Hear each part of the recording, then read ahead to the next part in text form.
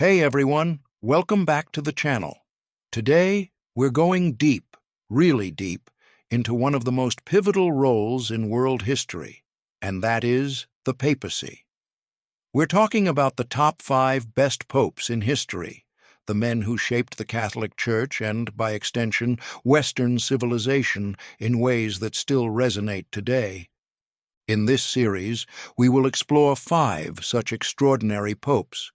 Each one brought unique qualities, whether it was unwavering courage in the face of barbarian invasions, intellectual brilliance in clarifying doctrine, bold reforms in church life, or tireless efforts to bring peace and justice to a broken world. Pope St Gregory I, Gregory the Great, 590 to 604 A.D. Let's start with one of the towering giants of church history, Pope St Gregory I, widely known as Gregory the Great. His papacy began in 590 A.D., a time when the Western Roman Empire had collapsed.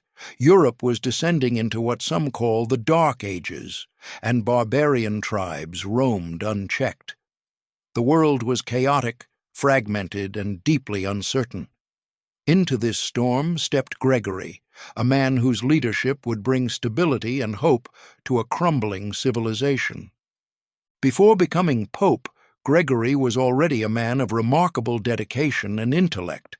Born into a wealthy Roman family, he was highly educated and served as a prefect of Rome, a prestigious administrative role. However, Gregory gave up his worldly power and wealth to become a monk, founding monasteries and dedicating himself to prayer, study, and service. His humility and devotion were exemplary. As pope, Gregory's influence extended far beyond spiritual matters. He reformed the Church's liturgy and administration, establishing the framework for what became the Roman Catholic Mass. His efforts in codifying chant led to what we now call Gregorian chant, a sacred musical tradition that still inspires worship today. Gregory was also a skilled diplomat and strategist. Rome was under threat from the Lombards, and Gregory organized defenses and negotiated to protect the city. More importantly, he saw the papacy as a source of political authority, filling the power vacuum left by the fall of Rome, and used this position to strengthen the Church's influence across Italy and beyond. One of his most famous acts was sending missionaries to England, led by Augustine of Canterbury, to convert the Anglo-Saxon peoples. This mission laid the foundation for the Christianization of England and Northern Europe, profoundly shaping Western civilization. Gregory's writings, especially his Pastoral Care, became a handbook for clergy throughout the Middle Ages, emphasizing the importance of shepherding one's flock with compassion and integrity. He was the first pope to take the title Servant of the Servants of God, a phrase that underscored his humble approach to leadership, a reminder that the pope serves the people, not the other way around. His legacy is monumental.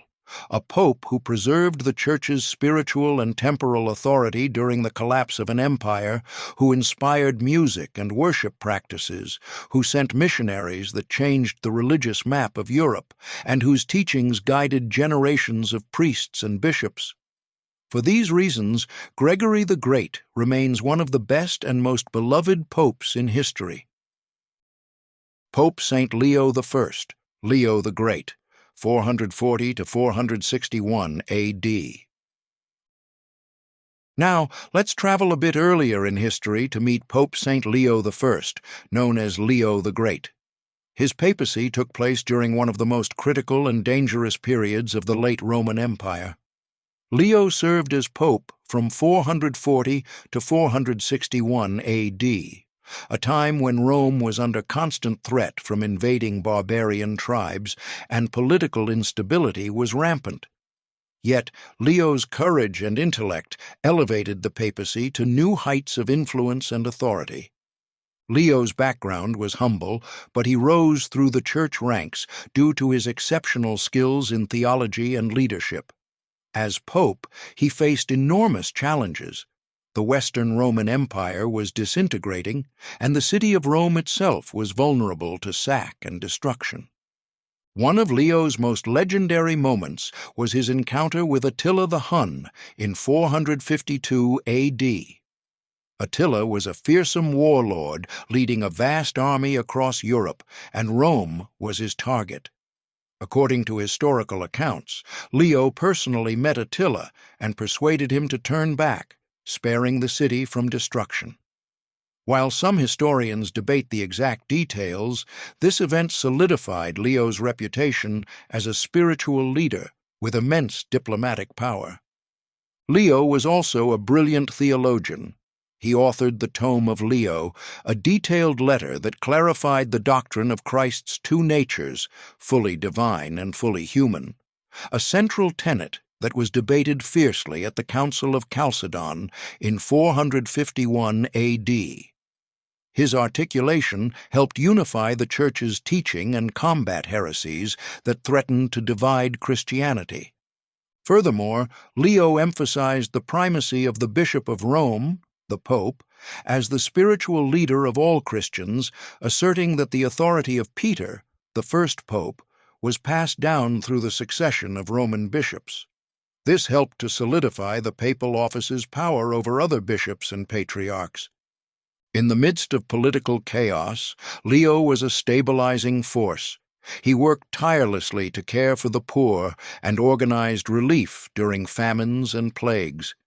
His sermons were widely respected for their clarity and moral depth. Leo the Great's papacy was a turning point for the Catholic Church, elevating the Pope's role beyond Rome and Italy to become a central figure in Christendom's spiritual and political life. His courage, theological insight, and political savvy make him one of the best popes in history, and his feast day is celebrated on November 10th with great reverence. Pope St. John Paul II, the Modern Visionary, 1978 to 2005. Now we jump forward more than a millennium to one of the most influential and beloved popes of modern times, Pope St. John Paul II. Born Karol Józef Wojtyła in Poland, he became pope in 1978, the first non-Italian pope in over 450 years. His nearly 27-year papacy transformed the Catholic Church and left an indelible mark on global history. John Paul II's life and leadership were shaped by the turbulent events of the 20th century. Growing up under Nazi occupation and later Soviet domination, he experienced first-hand oppression and suffering. This background gave him a unique empathy for those living under tyranny and a fierce commitment to human dignity. As Pope, John Paul II was a tireless traveler, visiting 129 countries and becoming the most traveled pope in history. His outreach wasn't limited to Catholics. He met with leaders of other religions, promoted interfaith dialogue, and reached out to youth worldwide, inspiring millions with his charisma and message of hope. One of his most historic contributions was his role in the peaceful collapse of communism in Eastern Europe, particularly in his native Poland. His support for the Solidarity movement and his moral leadership energized millions to stand for freedom and human rights, accelerating the fall of oppressive regimes. Theologically, John Paul II was a staunch defender of traditional Catholic teachings on the sanctity of life, marriage, and family. He issued influential encyclicals like Evangelium Vitae, the Gospel of Life, emphasizing the dignity of every human being from conception to natural death. His firm stance on these issues won him admiration and criticism alike, but his commitment never wavered. John Paul II also promoted the new evangelization, a call to re-energize faith in increasingly secular societies. He canonized more saints than any previous pope, highlighting role models for the modern world. Despite suffering from Parkinson's disease and other health issues in his later years, John Paul II's public presence remained powerful and inspiring. His final days were marked by immense worldwide prayers, and his funeral was one of the largest gatherings in history. In 2014, he was canonized a saint, a recognition of his profound impact on the Church and the world. John Paul II's papacy was a bridge between tradition and modernity, showing that faith could be a transformative force in a rapidly changing global landscape. Pope St Pius I, the reformer of faith and liturgy, 1903 to 1914. Next, we focus on Pope St Pius X, who served as the head of the Catholic Church in the early 20th century.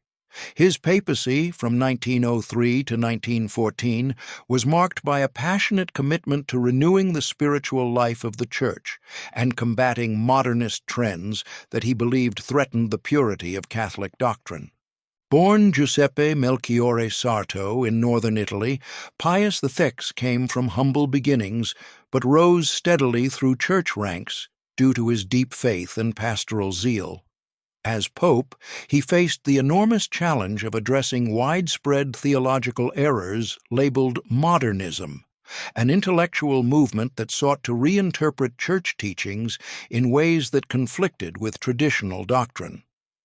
Pius X took a firm stand against these ideas, issuing the encyclical Pascendi Dominici Gregis in 1907, which condemned modernism as the synthesis of all heresies. He believed that preserving the integrity of faith was essential for the Church to fulfill its mission. But Pius VI was not only a polemicist, he was a pastor deeply devoted to the spiritual well-being of the faithful. He reformed the liturgy to encourage active participation by the laity, emphasizing the importance of frequent reception of the Eucharist. One of his most significant changes was lowering the age of First Communion to about 7 years old, making the sacrament more accessible to children, a practice that continues today. His efforts also extended to liturgical music, where he promoted Gregorian chant and sacred music, encouraging a solemn and reverent atmosphere in worship. Pius X worked to simplify church administration and improve the training of priests, believing that a well-educated clergy was vital for guiding the faithful properly. Despite his strict doctrinal stance, Pius X was known for his humility, gentleness, and profound love for the poor and suffering. His motto, "To restore all things in Christ," encapsulates his vision of revitalizing the Church spiritually and morally.